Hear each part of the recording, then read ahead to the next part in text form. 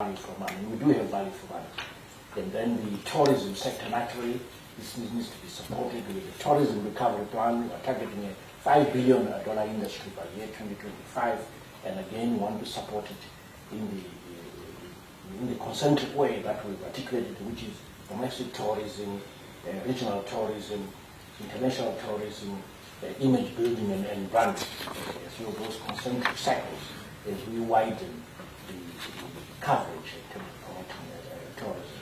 I did say that infrastructure, ICT, digital economy are a key pillar.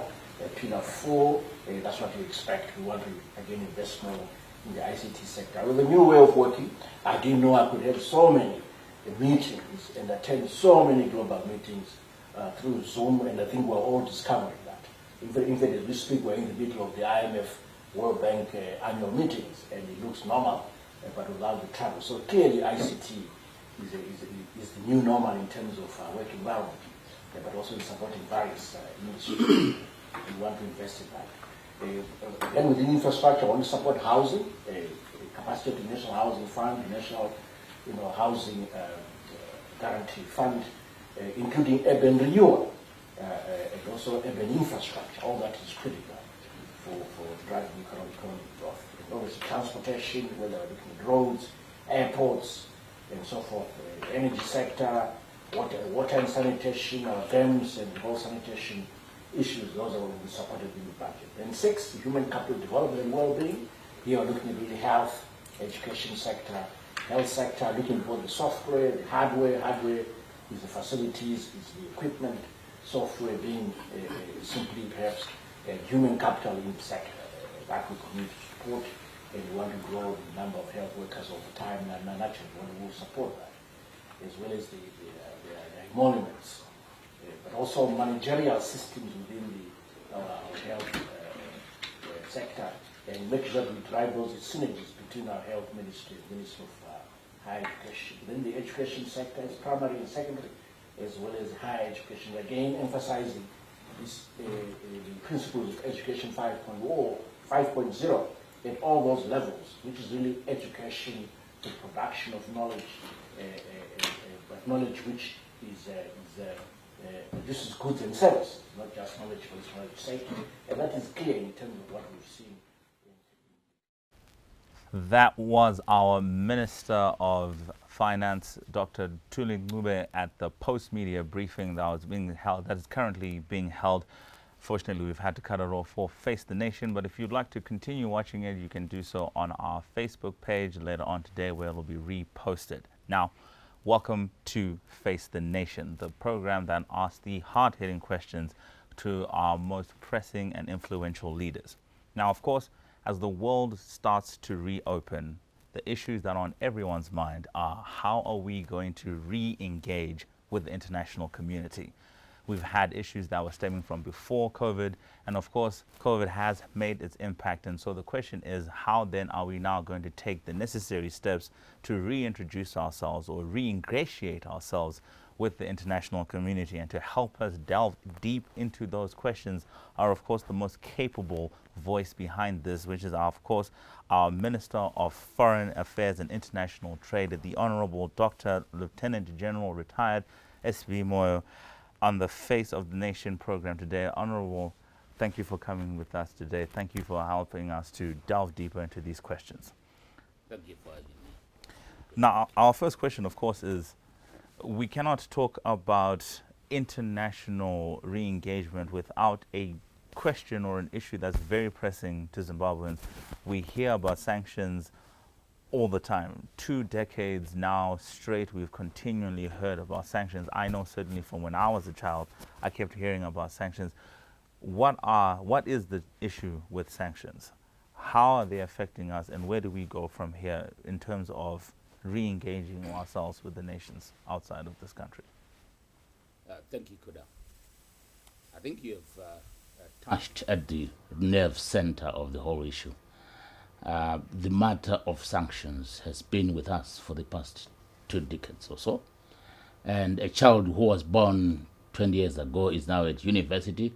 He knows nothing, or she knows nothing, except living within a sanctioned environment.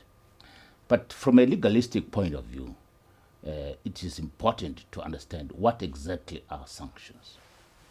Sanctions normally are a foreign policy instrument which is used against nations by stronger states, or initially by at least within the United Nations if it is legal, and within the framework of Chapter 7 of the UN Charter.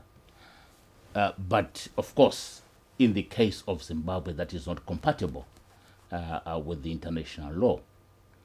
But also sanctions are a cohesive measure which is used particularly to achieve a specific goal or policy decision by a certain member state, so that it changes its route or it changes its policy which it will have taken, whether it is good for that, for the nation, for that particular country or not. But the interest of the external party who exerts sanctions is the one who then has his interest being imposed on that scenario. And it's clear that within the legal framework of sanctions, sanctions have got to have, there must be a state. Secondly, there must be economic, or not exclusively economic. There could be a blockade of some other issues. And thirdly, it should be against a particular state. And that state must change a certain policy. And sanctions must then be extended or intended with an objective to achieve specified objectives. But within the framework of Zimbabwe, yes, your question is correct, has been under sanctions for the past 2 decades. But I can assure you that that scenario which has caused sanctions and the developments which have taken place since then, and particularly since the advent of the new dispensation, has really changed the battlefield or the platform upon which these sanctions have been imposed. And I can assure you that for the 20 years, this country and the people and the governments have been very resilient and strongly resisting these sanctions. Why? Because these sanctions, if they are exerted against the interests of the people of a country, those people will resist. Secondly, these sanctions have had a solidarity support from the rest of the region, and to an extent even to the continent. And thirdly, these sanctions have been developed in order to achieve a specified route which those imposers have made them to do. But above all, we as Zimbabweans, and led by His Excellency the President in the second dispensation, have not dug our hands in the sand and said because they are sanctions and therefore we should just raise a white flag and then surrender or die against the interests of the people of Zimbabwe.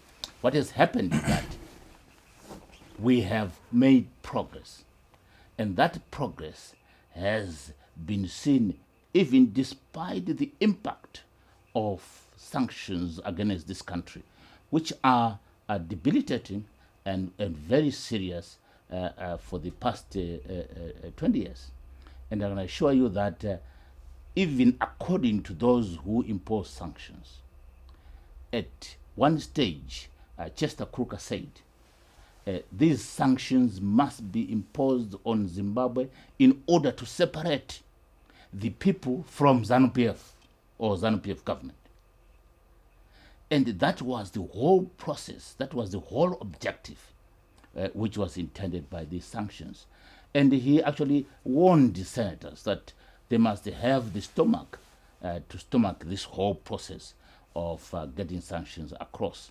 And he said so many other issues about sanctions on Zimbabwe, but I thought that should be adequate to highlight that particular aspect, because when you look at what exactly are sanctions against Zimbabwe, which is the Zimbabwe Democracy ZIDERA Act, it is an act which has been passed on Zimbabwe, not just on an individual or on one organization, but it has been passed on Zimbabwe so that it does not access lines of credit, it does not have access to certain markets, it does not have even debt cancellation of certain areas, it does not have a level of investments, the cost of money into this country must be expensive, and all these issues, so that ultimately that is convertible into lack of deliverables which a government in this country must achieve towards the people of Zimbabwe in terms of social aspects and so forth. So I believe that the solidarity which has come up within and the progress which we've made now, if I can say, the macroeconomic environment has stabilized, the exchange rate has stabilized. We are now recording a budget surplus. We are now expecting an increase, particularly in the energy production. By 2025, we expect to be a net exporter of energy.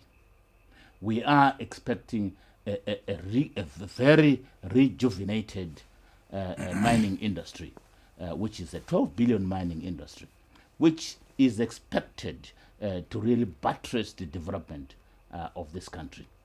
We are also expecting the improved capacity utilization of industry. We are also looking at the trade deficit narrowing. We are also seeing the exports growing by about 4.9% to 5%, even under the COVID environment. COVID plus sanctions means a very serious matter. But the people of Zimbabwe are developing further under those conditions without any form of international support. And we are even going, this season, we're expecting a very good rain season.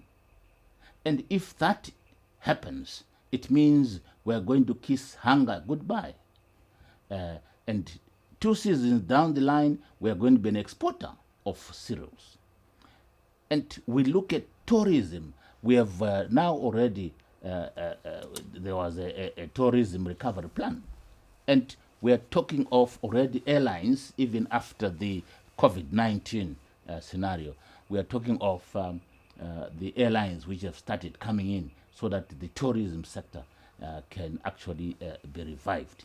So the people of Zimbabwe, basically what am I saying? I'm saying they cannot be subjugated by sanctions nor any other phenomenon which faces this country. But in actual fact, they have made a deliberate decision to forge ahead and move along and develop this country in a very predetermined manner, which is available for all to see. There's a lot to unpack in what you have just said. You mentioned ZIDERA, which was signed in U.S. Senate in 2000, even by some notable names like Joe Biden and Hillary Clinton. Yeah. They signed it, and they imposed it. Now in Zimbabwe, to the Zimbabwean person, the narrative of sanctions is one that is often brought up when people are being told that the sanctions are imposed on specific individuals and that they are targeted. Therefore, whenever you hear sanctions, it shouldn't be something that affects you. So how does the government counter the argument that if something that is meant to be targeted to individuals is actually affecting the country, how then do we manage that narrative And how does the government counter that argument? Thank you very much, Kuda, for that. In fact, that has been a misunderstanding on the narrative which has been presented by those who impose sanctions on this country. They've been presenting a narrative that sanctions are targeted, and therefore it's just individuals, and those individuals are the ones who suffer. Far from the truth. The reality, as I said earlier on, is that sanctions are a tug on Zimbabwe. It does not matter, I have said this, even when you are borrowing from China, when you are borrowing from any other country, there is a risk tag which is hanging around Zimbabwe, and that risk tag increases the costs of money. It means it increases the risk of any investor who is going to come into this country. It means we cannot access loans from the IMF, from World Bank, like any other country, which has been accessing loans today for developmental, infrastructure development, and so forth. It means we cannot even get balance of payment support in order to stabilize certain issues. Everything we do must be done based on the hand to mouth, on the resources we have, and nothing else from outside. So it is incorrect, actually, to say sanctions are targeted. Yes, there are certain sanctions which may be targeted, but the sanctions against Zimbabwe, I have always said, are like a weapon of mass destruction. They don't choose. They destroy. They burn the grass. They go into even a destruction of what is not expected, including the ecosystem which is there. Now, what is the livelihood of the people of Zimbabwe? They expect a certain capability and delivery from government. Now, if government is sort of curtailed from delivering those issues which are expected to be delivered to the people of Zimbabwe, what it means is that it is the people who then suffer. If there is not going to be any investment in the agricultural sector, it means it's the people who suffer. It means if there are no jobs because industry cannot access credit, lines of credit, if it means our banks cannot have correspondent banks in order for them to operate efficiently, it means it is the people who are going to suffer. If it means that the roads are going to be bad, and the roads are being bad because there is incapacity in terms of financial resources to get into to rectify that situation. So at the end of the day, it is the tag on Zimbabwe. Zedela is on Zimbabwe. Yes, there are individuals who have been specified in sanctions, but that is something which is needs to be corrected in that narrative. Those are some very interesting points, and when we come back, we're going to continue pressing more on what the impact of sanctions are on Zimbabweans. Let's take a quick break.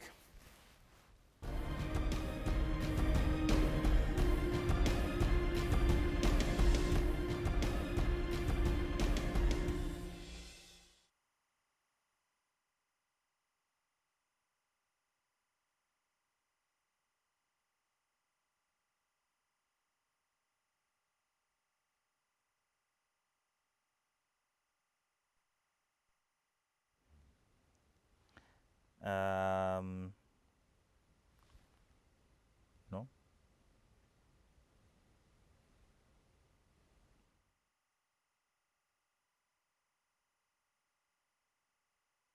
They give me instructions, and sometimes I'm going to tell when you heads up.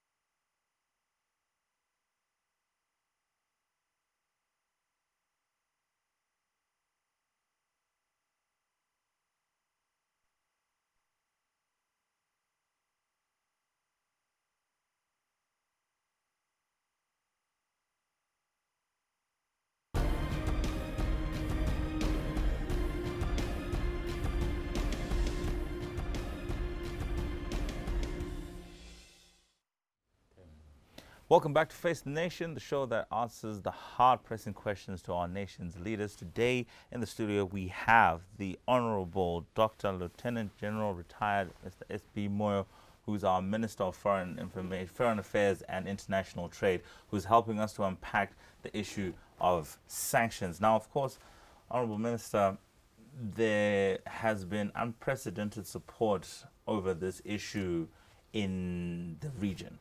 We have SADC that has even declared that there must be an anti-sanctions day. And this year will be the first anniversary of the anti-sanctions day. Is that just a day for the sake of it being a day, or are there milestones that are supposed to be attached to it? In essence, what I'm asking is, what have the achievements of the SADC support around anti-sanctions helped? What can we say has improved? What can we say has been done in connection with the support we've received from the region over these issues? Thank you, Kuda. Let me start by saying that, in fact, we are grateful to the support which we have continued to enjoy from the SADC member states and also even beyond. But this 25th day of October emanated from a head of state summit in Addis Ababa, which took place last year.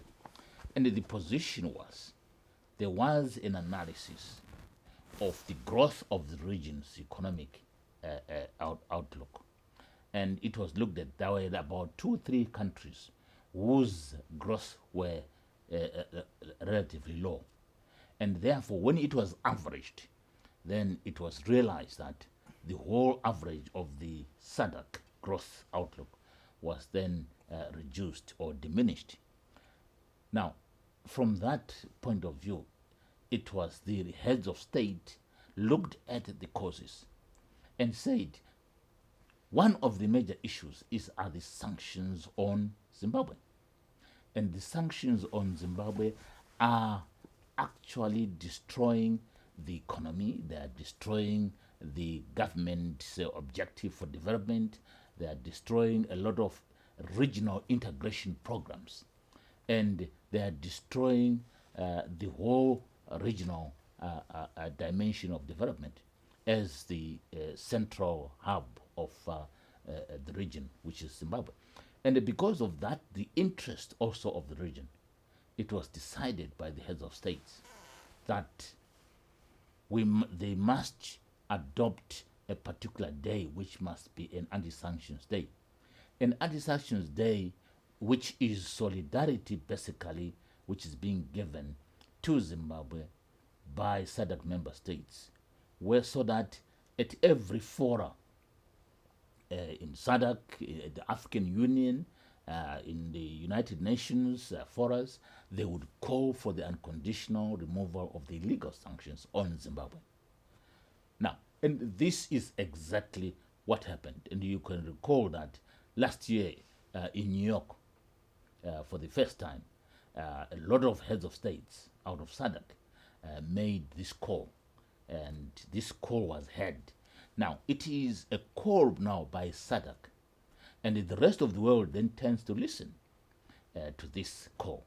And as a result of that, other member states on the African continent, we are talking about Rwanda, Kenya, Ghana, and so forth, even recently, they called for the removal of sanctions. And there are many other countries beyond in the international arena who have actually called for the removal of sanctions on Zimbabwe. Whether this has been understood by those who have imposed sanctions, that's a different pair altogether. But we believe that, as we have always said, that removing sanctions is not an event. It's not a 100 meters race. It is a long race, and it is a process which takes time, and it must be done from all fronts so that that can be achieved.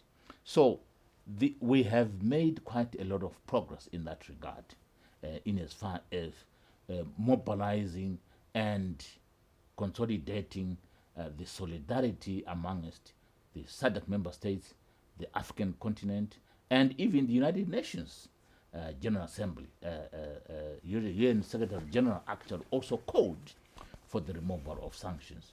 And we've heard even during the advent of the coronavirus a call of removal or sort of unpacking back the sanctions regime on countries which have been imposed, which have had these sanctions in Africa. And this has been done by different players.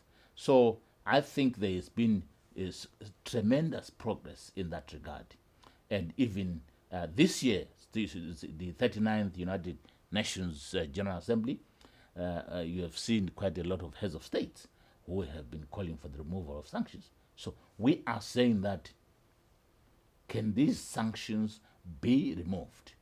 And they are no more relevant to the specific environment and for the specific reasons for which they were intended to have been imposed. So you have various international states, you have the region, you have countries all over the world, you have the United Nations Secretary General calling for sanctions to be removed off of Zimbabwe.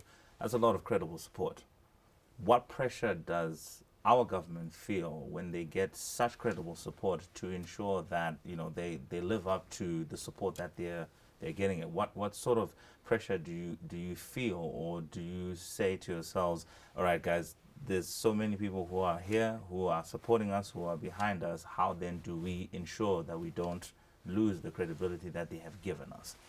Oh, well, in actual fact, we have stuck to the commitments, which even when the new dispensation came to be, His Excellency President Mnangagwa made commitments at his inauguration that this roadmap and towards the Vision 2030, and this is his roadmap. And then he introduced the stabilization program, which had to stabilize the economy from 2018 to 2020, and which is now going to be substituted by the National Development Plan number 1 as we move forward. So, and a number of legislative, political, and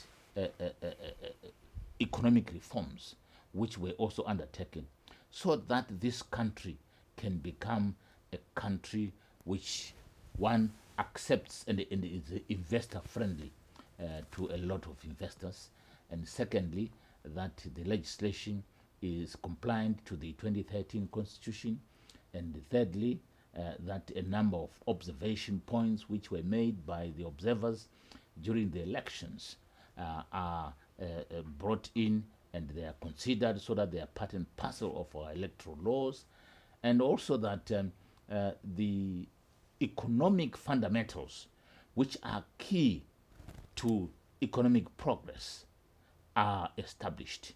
And this is how the Dutch auction system came to be, to stabilize the exchange rate, which has now stabilized the prices. And we have also enhanced our rule of law, which we have always maintained, so that the property rights issue has been consolidated. In fact, one of the issues which was the main cause of the sanctions was the issue of the land reform. But that has now been concluded by the Global Compensation Agreement, which involved government and the former farmers. So we're saying this conflictual situation, which has provided an efficient and efficacious framework which would ensure that the conclusion of the land reform is finalized, is what was achieved. So these are all matters of progress which the new dispensation has undertaken. You bring up the Global Compensation Deed Agreement, which is the official name for the farmers, the white farmers being returned their land. And for many, there's a constant stance. There's a constant stance that the government takes that we will not fold into sanctions. We will not fold into sanctions. But some are viewing this deed or this arrangement to try and rationalize or realize a new understanding over this land issue as folding into sanctions. Would you not say that the government have folded into sanctions by coming up with this agreement? Not at all. And then, in fact, far from it. All what it demonstrates is the constitutionalism which characterizes the current dispensation. The 2013 Constitution prescribed clearly the circumstances under which land would be compensated. And it was only going to be the compensation of the improvements. And secondly, it also stated that those who were going to be compensated fully were those who were the indigenous people or those who had been protected by the bilateral investment protection agreements. So this affects property rights. So you can see that the solution of one major issue is also a solution of other major aspects.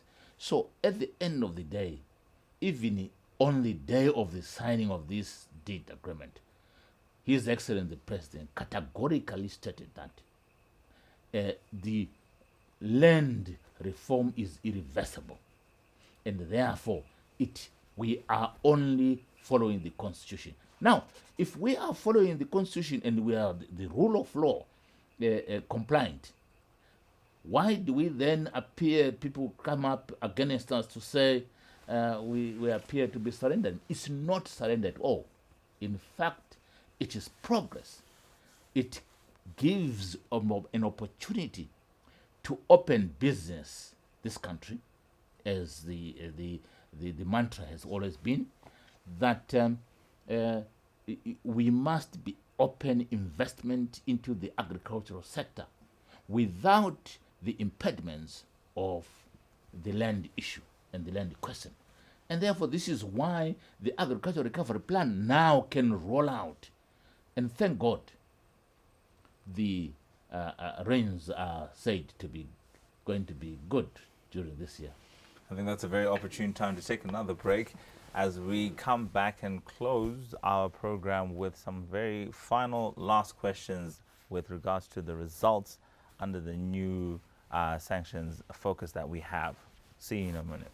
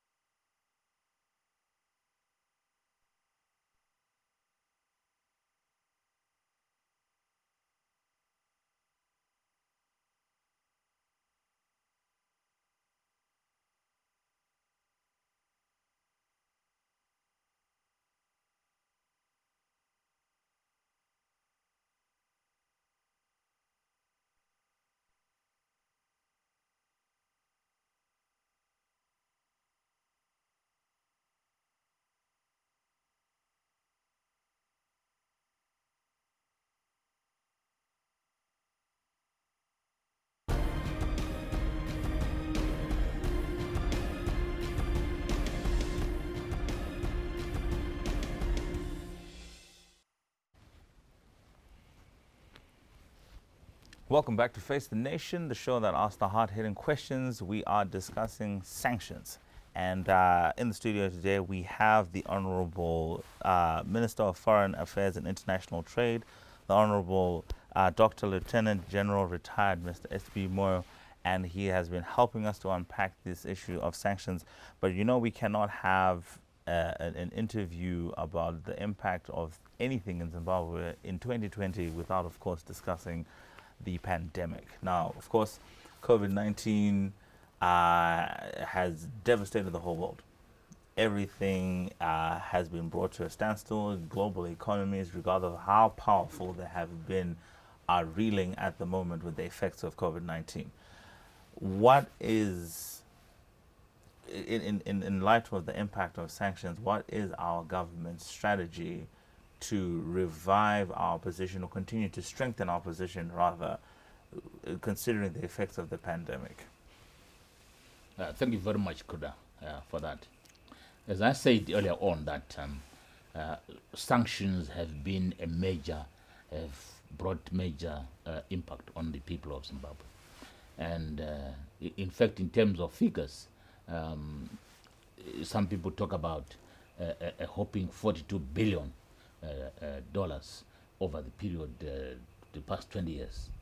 And that includes about 4.5 billion, which could have come through donors every year, about 12 billion, which could have come through the commercial loans, and also about 18 billion, which would have come from World Bank, International Monetary Fund, and other issues.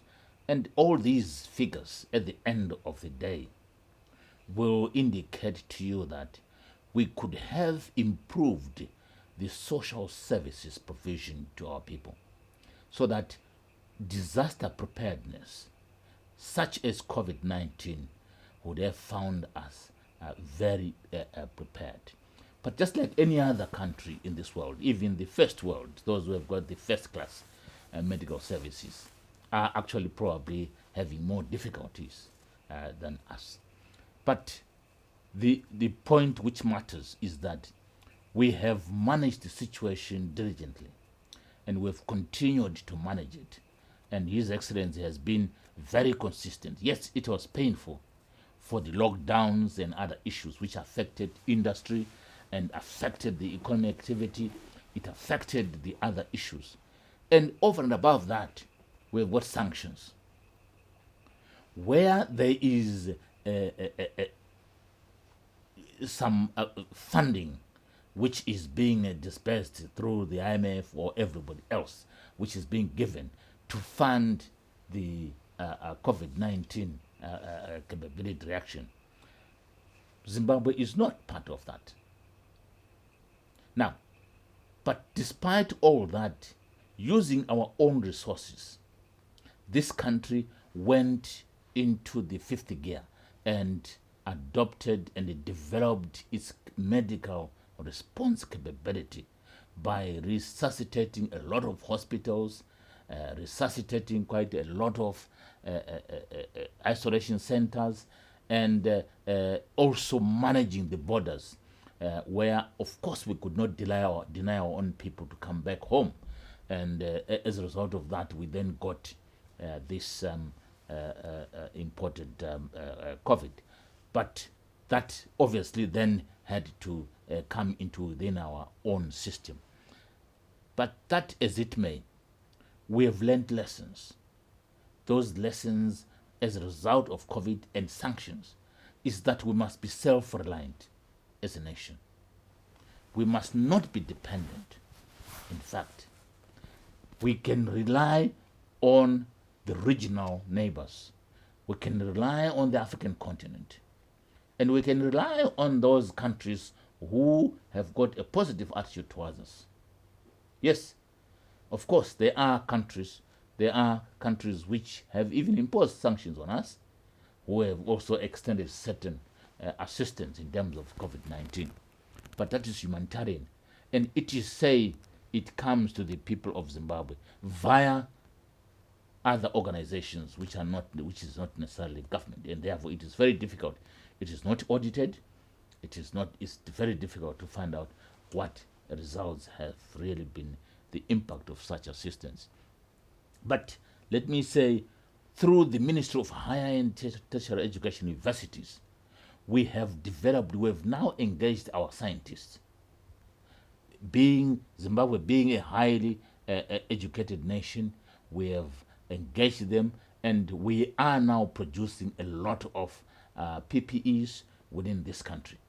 And we are producing a lot of medical drugs, which we had disbanded, in fact, for some time, or discontinued to produce. And we are now producing.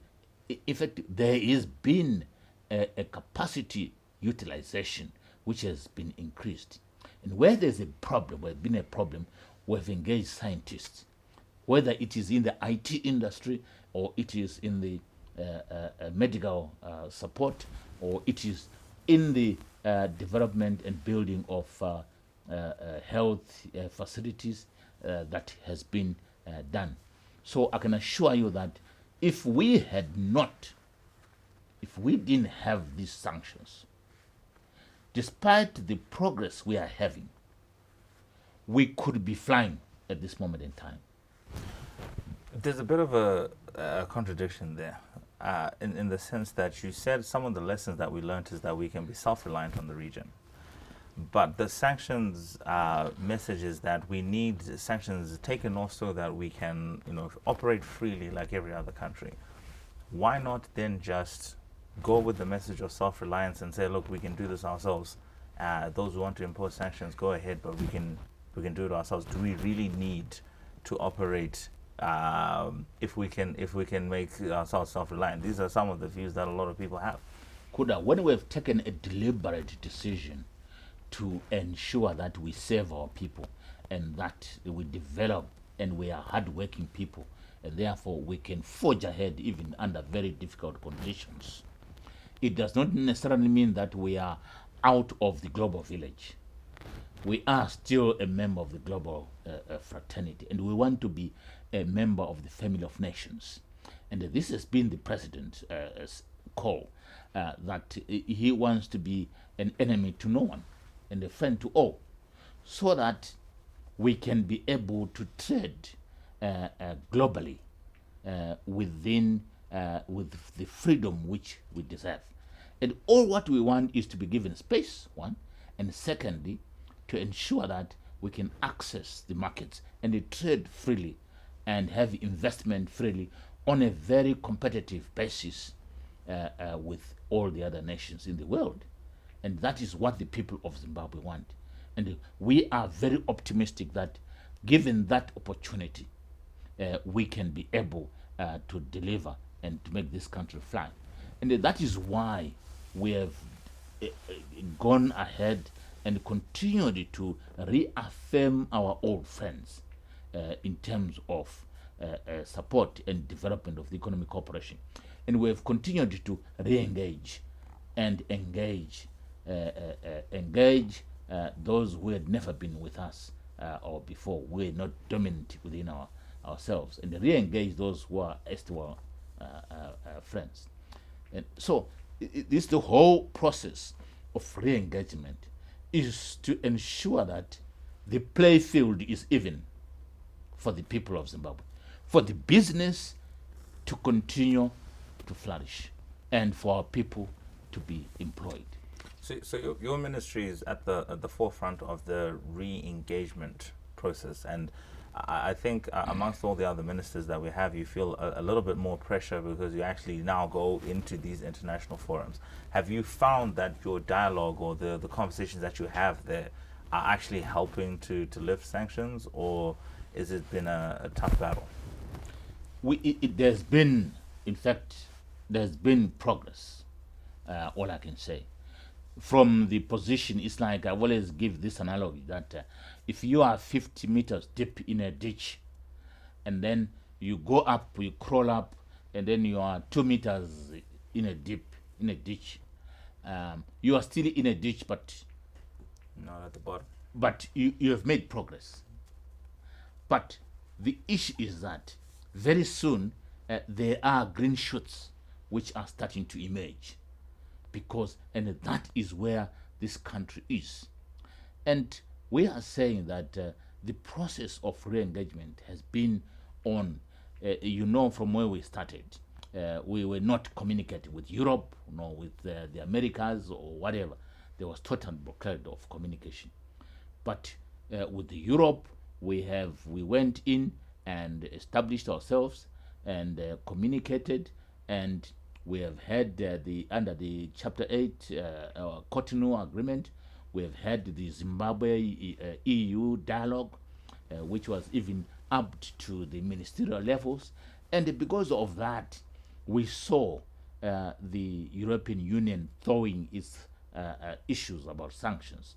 Yes, there are still certain remnants aspects of restrictive measures which are still remaining, but we think that we have made progress in that direction. We have also engaged, particularly the United Kingdom. And the United Kingdom, you might be aware, we have been, I've been to the United Kingdom many times personally, and more than twice. And this was a sign, and the second time was actually an invitation to go there. And I've engaged the United Kingdom authorities, and we discuss, we agree on certain fundamentals, but of course we disagree on others. And that's the game of diplomacy, that you agree and then you don't agree. But as you go on and show the signs of what your reasonings are, then it will gradually turn the perception of what the other side has. And in as far as the Americas are concerned, we have actually had so much in terms of interaction. The president actually met physically Tebo Nach, the Assistant Secretary of State for Africa, in Mozambique during the sidelines of the inauguration of the president in Mozambique. And we also, and after that, I had a follow-up meeting personally, myself, but it was now on the virtual because of this COVID challenge. And we managed to follow up a lot of issues which he had discussed with His Excellency. And we touched a lot of issues concerning our relations, concerning our interests, concerning all the various aspects, and our concerns and their concerns, and all these issues. The mere fact that we are talking and we are agreeing on certain things and disagreeing on some, it's okay. I had a virtual meeting with the Minister of Africa, Dadridge, Mr. Dadridge, of the UK. And we also agreed on a number of issues, including that probably we should have our own Zimbabwe-UK dialogue kind of thing, so that we can narrow the differences which we have and the perceptions which are there. Honorable Minister, we thank you for your time. We're running out of time now, so I would like for you to have this opportunity to give any closing remarks that you might have. You have 2 minutes, so that you can give us closing remarks, so that what sentiment should we leave this interview with in terms of us as a nation understanding the impact of sanctions? Our theme this year for the anti-sanctions is resilience, solidarity, progress in a sanctions environment. And if you get those catchwords, you can tell that this country is resilient, and we have got solidarity support, and we are making progress despite the sanctions which are there. And therefore, I would like to say, even to the people of Zimbabwe, we must be congratulated for the resilience which we have resembled for the past 20 years under these difficult circumstances. But the issue is that we have got the support, but let us then move forward and make progress as the green shoots are starting to come out, and capitalize and achieve the Vision 2030 for the purposes of getting ourselves. By the time we go over the river, when we have done things on our own, we will be untouchable. Honorable Minister, we are very grateful for you coming tonight and helping us to clarify some of these issues. Ladies and gentlemen, of course, as you know, this conversation is ongoing, but it's one of great importance. It is something that must be discussed at all levels and in all circumstances. And we definitely hope that we will have the minister back at some point to answer other questions.